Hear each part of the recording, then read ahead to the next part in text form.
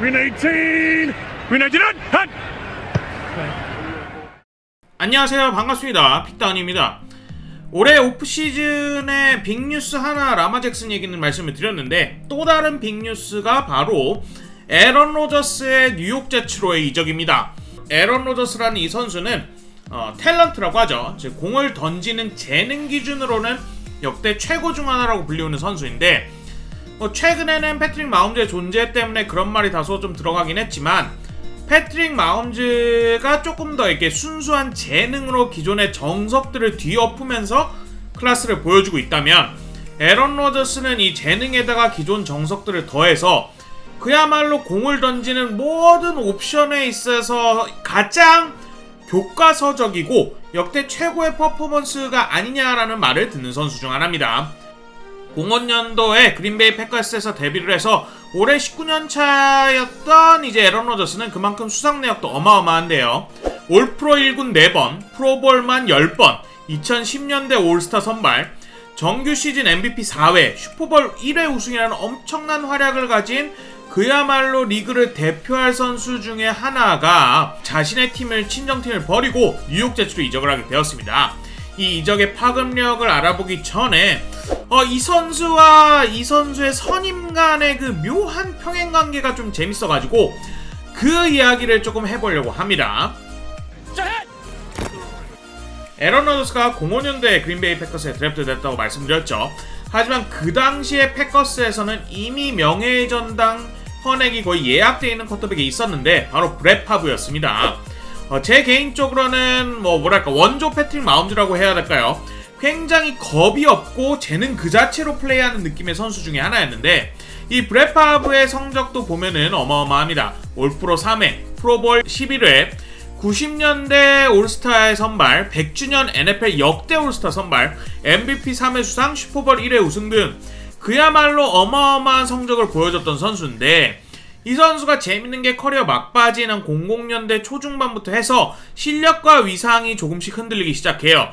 그리고 이와 더불어 그의 은퇴에 대한 이야기가 솔솔 나오기 시작하자 브렛 파브가 정확한 대답을 안 하고 말을 뭉그러뜨리기 시작합니다. 그러니까 당연히 패커스 더 뛸 겁니다. 이런 말을 안 하고 글쎄요 이런 식으로 간을 보기 시작하는데 그리고 이때쯤 그린베이 패커스는 05년도에 새로운 쿼터백을 뽑는데 바로 에런 로저스죠.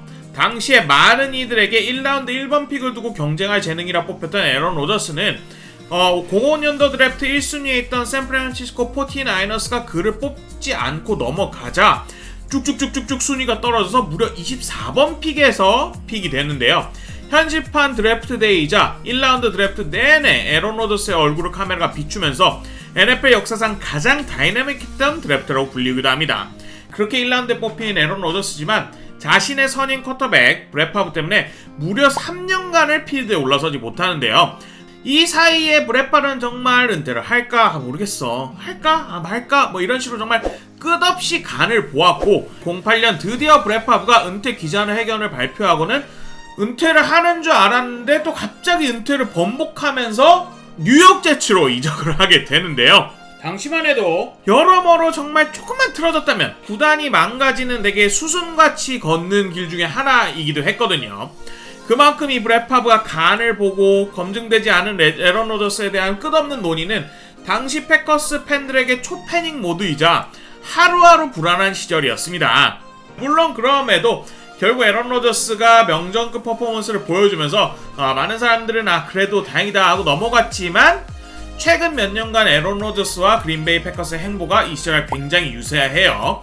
에런 로저스가 은퇴에 대한 이야기를 어느 정도 뭉그러뜨리고 그린베이 패커스에서는 1라운드 1번 픽이 쿼터백이 있고 그 상황에서 모든 걸 끝내고 에런 로저스의 행선지로 뉴욕 제츠를 골랐다는 게 사실 되게 유사한 점들이 있죠. 물론 디테일하게 들어가면 조금 다르긴 해요. 말씀드려보겠습니다. 그린베이 패커스는 2020년 1라운드 드래프트에서 충격적인 드래프트 쿼터백을 뽑게 되는데 바로 조던 러브라는 선수입니다. 1라운드 26번 픽으로 뽑았는데요. 이게 왜 충격적이었냐면 당시 그린베이 패커스는 사령탑을 마이크 메카시에서 맨 루퍼로 바꿨고 그 바꾸자마자 팀을 13승 3패라는 어마어마한 성적으로 NFC 정규 시즌 1위, 시드상으로는 2위에 위치해 있던 리그의 초강팀으로 만들었는데요. 당시 플레이오프에서도 슈퍼볼 무대 바로 직전인 컨퍼런스 챔피언십 4강전까지 올라갔던 팀이 바로 19년도 이 그린베이 패커스입니다. 당시 어마어마한 포스를 뽐내던 폭주기관차 샌프란시스코 49ers에게 그야말로 짓밟히면서 4강 문턱에서 좌절하긴 했지만 다음에 즉 20년도에 충분히 대권을 노릴 만한 상황이어서 미래를 위한 투자가 필요할 시점이 아니었거든요. 하지만 많은 이들의 의문과 궁금증을 품고 패커스는 몇 년 뒤에 리빌딩을 미리 준비하듯 대권 교체를 벌써 고려하듯 신인 쿼터백을 뽑게 됩니다. 굳이 패커스의 입장에서 이야기를 좀 해보자면 에런 로저스의 경우 19년도 팀을 엄청나게 호성적으로 이끌긴 했지만 17, 18년도에 다소 노세의 흔적들이 조금씩 보였다는 점, 그 외에도 젊은 감독 맨 루포와의 갈등이 어느 정도 있었다는 점 뿐만 아니라 마이크 메카시 감독이 에런 로저스에게 모든 걸 위임했던 것과 달리 맨 루포 감독은 강력한 러닝을 기반으로 한 쿼터백이 한 술 얻는 전술을 선호했다는 점 등등 여러 개를 굳이 말해야 될 수 있긴 한데 그럼에도 여러모로 무리한 차라리 현실에 더 투자하는 현재에 더 투자하는 게 더 좋았지 않았을까라는 픽이긴 했어요. 그리고 이러한 패커스의 결정이 잘못되었다는 걸 보여주기라도 하듯 에런 로저스는 그 이후 정규 시즌 MVP만 2년 연속 타면서 팀을 2번이나 컨퍼런스 챔피언십 즉 4강까지 진출시키죠. 개인적인 감상이지만 이 조던 드래프트의 순간부터 에런 로저스와 그린베이 패커스의 사이는 거의 이제 메꿀 수 없는 균열이 같다고 생각이 듭니다. 에런 로저스는 엘리트 선수들 중에서도 자신에게 저지러진 과오를 잊지 않기로 유명한 선수인데 그런 상황에서 자기가 MVP 활약을 2년 동안이나 할 동안 자기를 도와줄 자원을 뽑지 않고 자신을 대체할 자원을 뽑았다? 뭐지? 싶었을 거예요. 뿐만 아니라 2020 시즌 템파베이 버커니어스와의 4강전 즉 컨퍼런스 파이널에서 엔드라인드 앞 포스다운 상황에서 자기에게 공을 맡기지 않고 킥을 찾던 그러한 의사결정을 했던 감독을 보면서 이 완벽하게 금을 넘어서 쪼개졌다, 우리 사이가 꼬개졌다라고 그야말로 관짝에 못을 박는 행위가 아니었을까라는 생각이 들긴 합니다. 이젠부터 에런 로저스는 마치 자신의 선임인 브렛 파브가 그랬듯 은퇴에 대한 뉘앙스를 풍기는 동시에 은퇴를 할 거냐는 질문에 대답을 하지 않고 매 시즌 팬들 애간장을 태우다가 올해 오프시즌에 뉴욕 제츠로 날 트레이드 해달라라고 요청을 합니다. 하필 팀도 선배였던 브렛 파브가 골랐던 그 뉴욕 제츠죠. 시기적으로 주관적인 해석을 좀 더 더해서 에런 로저스의 입장에서 보자면 아마 2020년 프로업에서 자신에게 공을 맡기지 않는 걸 보고 우리 사이 끝났다 라고 느꼈을 에런 로저스는 팀이 여전히 좀 강하고 자신의 단짝 리시버인 드반테 아담스가 있기 때문에 21년도 한 해 좋아 더 대권을 노려보자 이때 라스트 댄스라는 포스트를 올리기도 했었죠. 하지만 이때 이게 실패하고 그 다음에 드반테 아담스가 떠나자 오케이 그래도 우리 팀이 강하니까 한 번만 더 해보자 라는 심정으로 22년을 보냈지만 22년 성적마저 곤두박질 치자 이제는 안되겠다 떠나야겠다 라고 생각하지 않았을까 싶긴 합니다. 자 이제 뉴욕 제츠 입장에서 봅시다.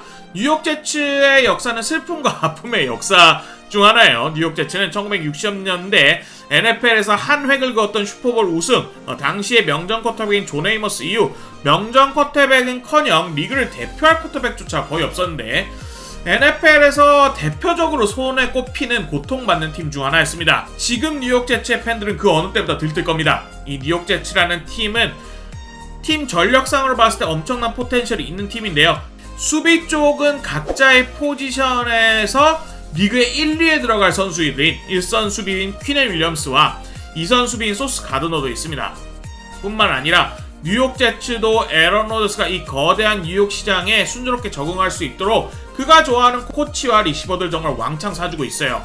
패커스에서 그의 공격 작전을 지휘해주던 공격 코치 나다니엘 해킷을 공격 코치로 임명했고 그의 패스를 받아주던 리시버 앨런 라자드, 랜달 캅까지 모두 다 뉴욕 제츠로 영입을 하면서 이 제츠 안에 작은 패커스를 만들고 있다 싶을 정도로 그의 적응에 온 힘을 기울이고 있습니다.